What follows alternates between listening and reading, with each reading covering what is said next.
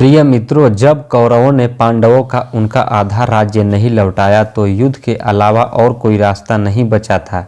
इसीलिए दोनों पक्षों के युद्ध की घोषणा कर दी। निश्चित समय पर दोनों सेनाएं युद्ध के मैदान में पहुंच गई। जिस समय अर्जुन ने शत्रु सेना में गुरु द्रोणाचार्य, भीष्म पितामह, अश्वत्थामा और अनेक रिश्तेदारों एवं सगे संबंधियों को देखा तो उसका हृदय बहुत दुखी हुआ और वह मन ही मन सोचने लगा कि हमें विजय प्राप्त करने के लिए अपने स्वजनों का ही वध करना पड़ेगा। इसीलिए अर्जुन ने अपना धनुष बाण एक तरफ रख दिया और कृष्ण से हाथ जोड़कर बोला, हे श्री कृष्ण, अपने श्रद्धा के पात्र स्नेही जनों को यदि मैंने राज्य जैसी तुच्छ वस्तु के लिए मार दिया तो मैं निश्चित रूप से नरक का भागीदार बनूंगा। स्नेही जनों की हत्या करके प्राप्त होने वाला राज्य मुझे कदापि नहीं चाहिए। नहीं, मैं युद्ध नहीं करूंगा। अर्जुन को निराश देखकर श्री कृष्ण उसे कर्मयोग का उपदेश देने लगे और बोले, हे अर्जुन, मनुष्य को केवल अपना कर्म करना चाहिए। अपनी इच्छा से तुम कोई कर्म नहीं करते। सब कुछ करने वाला तो ईश्वर है। ऐसा मन में सोचकर जब युद्ध करोगे तो तुम्हारे मन में किसी भी प्रकार का मोह उत्पन्न नहीं होगा। श्री कृष्ण द्वारा कर्मयोग का उपदेश सुनकर अर्जुन के मन का संदेह दूर हो गया। अब उसके मन में कोई मोह नहीं था। इसीलिए अर्जुन ने अपना धनुष बाण उठाया और अपनी सेना को संबोधित करके बोला, वीरों, शत्रु सेना पर टूट पड़ो और उन्हें धराशायी कर दो। इस प्रकार कृष्ण द्वारा अर्जुन को युद्ध भूमि में दिए गए उपदेश भगवत गीता के नाम से प्रसिद्ध हुए। जैसे ही युद्ध प्रारंभ हुआ तो कौरवों की सेना पांडव सेना पर भारी पड़ रही थी। दुर्योधन यह सोचकर प्रसन्न था कि विजय उसकी ही होगी, क्योंकि भीष्म पितामह पांडवों की सेना का सफाया कर रहे थे। इसीलिए उन्हें रोकना अत्यावश्यक था। भीष्म पितामह को रोकने के लिए अर्जुन ने श्री कृष्ण से कहा कि वे उसका रथ पितामह के रथ के सामने ले चले। अर्जुन का रथ श्री कृष्ण इतनी कुशलता से चला रहे थे कि अर्जुन को रोकना असंभव था। अर्जुन वीरता से कौरव की सेना का संहार कर रहा था। यह देखकर दुर्योधन बहुत परेशान हो रहा था। भीष्म पितामह के प्रत्येक बाण को अर्जुन इतनी कुशलता से काट रहे थे कि यह देखकर पितामह भी हैरान थे। श्री कृष्ण अर्जुन के रथ संचालन के साथ साथ उन्हें कौरवों की हर कूटनीति के बारे में बताते थे। युधिष्ठिर को बंदी बनाने के लिए दुर्योधन अर्जुन से युद्ध करने लगा। चूंकि उसने गुरु द्रोणाचार्य का दिया हुआ कवच पहन रखा था, इसीलिए अर्जुन के बाणों का दुर्योधन पर कोई असर नहीं हो रहा था। तब श्री कृष्ण ने कहा कि अर्जुन, इस दुष्ट को युद्ध में इस समय नहीं मारा जा सकता, क्योंकि इसने अभिमंत्रित कवच धारण किया हुआ है। अर्जुन कृष्ण की बात समझ गए और तुरंत बाणों की वर्षा करने लगे। देखते ही देखते अर्जुन ने दुर्योधन का रथ तोड़ दिया और घोड़ों को मार गिराया तथा दुर्योधन को बुरी तरह घायल कर दिया। अब दुर्योधन को अपने प्राण बचाकर युद्ध से भागना पड़ा। श्री कृष्ण अर्जुन को सही सलाह देते और उसके रथ को शत्रु से इस प्रकार बचाकर चलाते कि अर्जुन को कोई हानि नहीं होने देते थे। युद्ध भूमि में एक बार कर्ण हथे भीम पर बाणों की वर्षा कर रहा था। तभी कृष्ण की दृष्टि भीम पर पड़ी तो उस समय कर्ण की बाणों से घायल होता जा रहा था। कृष्ण ने अर्जुन का ध्यान कर्ण की तरफ आकृष्ट किया और रथ को तेजी से कर्ण के सामने ले गए। अर्जुन कर्ण को देखकर क्रोधित हो गया। उसने कर्ण के ऊपर इस तरह बाणों की वर्षा की कि कर्ण को युद्ध भूमि से अपनी जान बचाकर भागना पड़ा। एक बार सात्यकी और भूरिश्रवा के मध्य भीषण युद्ध चल रहा था। पांडव सेना के सात्यकी बहुत थके हुए थे और कौरव सेना का भूरिश्रवा एकदम तरोताजा था।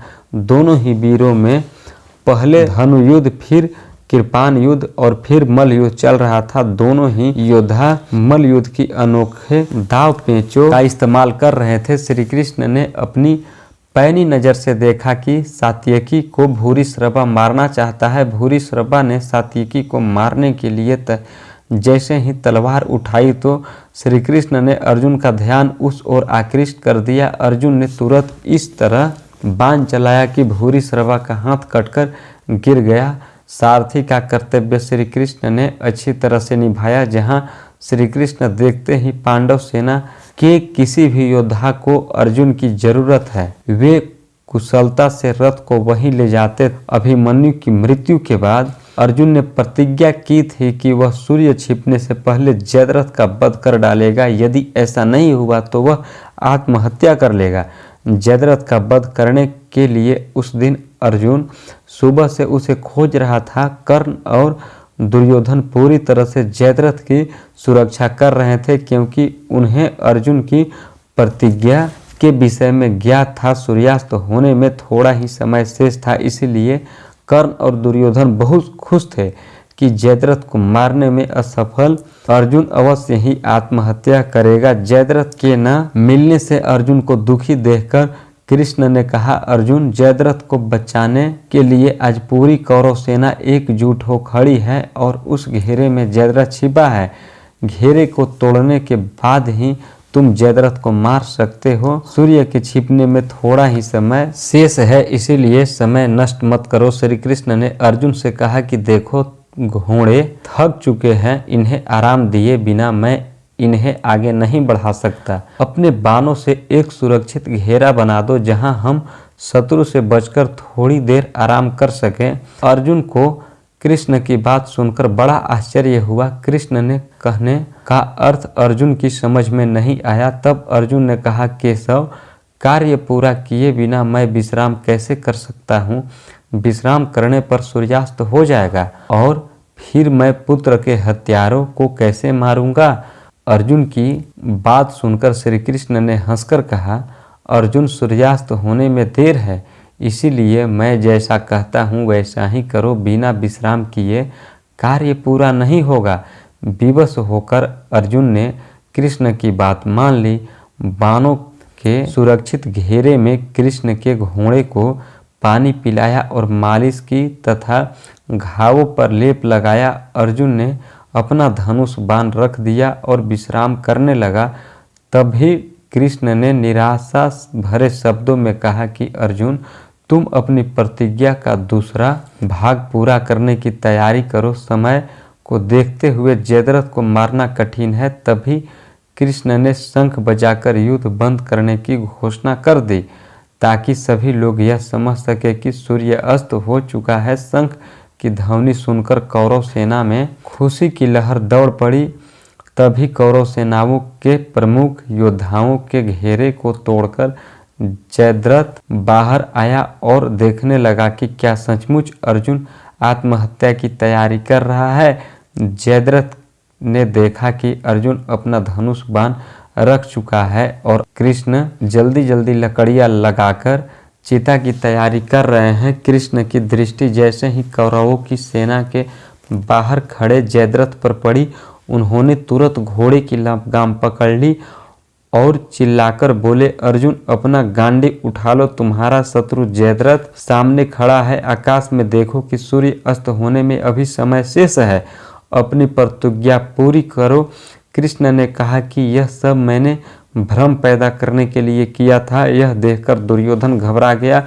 जयद्रथ जान बचाने के लिए भागने लगा, किंतु उससे पहले ही अर्जुन ने धनुष पर बाण चढ़ा लिया था। तभी कृष्ण ने कहा कि अर्जुन, देखो, जयद्रथ का पिता उत्तर दिशा में 100 योजन दूर बैठकर तपस्या कर रहा है। तुम सावधानी से इस गति से बाण चलाना कि जयद्रथ का सिर कटकर उसके पिता की गोद में ही गिरे। यदि जयद्रथ का सिर कटकर जमीन पर गिरा तो तुम्हारे सिर के 100 टुकड़े हो जाएंगे।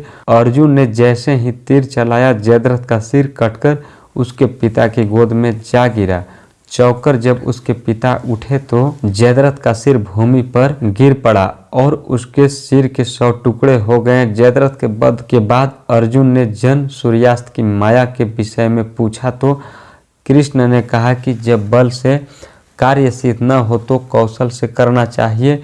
वास्तव में सूर्य अस्त नहीं हुआ था। मैंने अपने योग बल से सूर्य पर आवरण डालकर सूर्य के अस्त होने की माया फैला दी थी। माया के हटते ही सूर्य फिर निकल आया और सूर्यास्त की माया से ही जयद्रथ का वध हो पाया। द्रोणाचार्य पांडव सेना का संहार कर रहे थे। पांडव सेना का जो वीर योद्धा उनके सामने पड़ता वे उसे ही मार गिराते थे। यह देखकर पांडवों ने सोचा कि जब तक द्रोणाचार्य के हाथ में अस्त्र है तब तक उन्हें पराजित नहीं किया जा सकता। कौरवों को पराजित करने के लिए द्रोणाचार्य का शस्त्रास्त्र रखना बहुत आवश्यक था। कृष्ण जानते थे कि यदि कोई अप्रिय समाचार किसी विश्वास पात्र व्यक्ति के द्वारा उन्हें सुनाया जाए तो वे शस्त्र रखकर ध्यानस्थ हो जाते हैं। यही बात कृष्ण ने पांडवों को याद दिलाई। तब योजना बनी और उसी के अनुसार भीम ने अश्वत्थामा नामक एक हाथी का वध कर डाला। तत्पश्चात पांडव सेना के सैनिकों ने शोर मचा दिया, अश्वत्थामा मारा गया, अश्वत्थामा मारा गया। शोर सुनकर आचार्य द्रोण सख्ते में आ गए। जनसंहार करते उन्हें हाथ रुक गए। उन्होंने समाचार की पुष्टि के लिए युधिष्ठिर से पूछा। युधिष्ठिर बोले, हाँ यह सच है, अश्वत्थामा मारा गया, परंतु हाथी आपका पुत्र नहीं। अश्वत्थामा मारा गया के बाद के शब्द आचार्य द्रोण न सुन सके और शोकमग्न होकर रथ पर बैठ गए। तभी धृष्टद्युम्न ने तलवार से उनका सिर धड़ से अलग कर दिया। वीडियो पसंद आया तो प्लीज़ इस वीडियो को आप जितना हो सके शेयर कीजिए और लाइक कीजिए। चैनल पे अगर आप नए हैं तो ऐसे और वीडियोज के लिए चैनल को आप हमारे जरूर सब्सक्राइब कीजिए। मिलते हैं एक अलग कहानी के साथ, तब तक हर हर महादेव।